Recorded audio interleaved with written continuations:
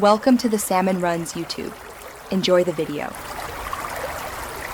You'll start by signing into Facebook on a desktop browser.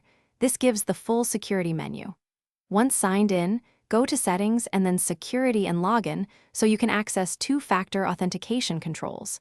Make sure you still have access to your Google Authenticator codes or backup codes.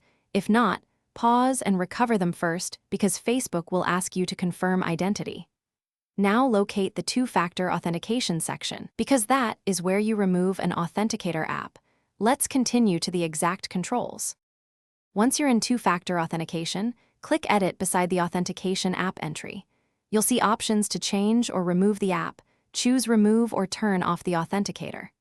Facebook will prompt you to confirm with your Facebook password and often a 6-digit code from Google Authenticator. Enter the code if available. If prompted, follow any extra verification steps such as receiving a text or using a saved recovery code. After confirmation, Facebook unregisters the app.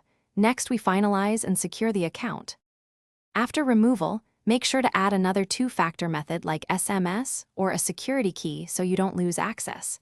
Save any new recovery codes in a secure place and review your active sessions, logging out unknown devices to be safe.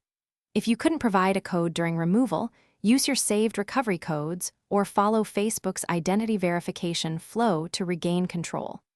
Troubleshooting tip: if you're locked out without codes, use Facebook's recovery process immediately. Don't repeatedly attempt logins, which can delay recovery. Thanks for watching. Consider subscribing if we helped you.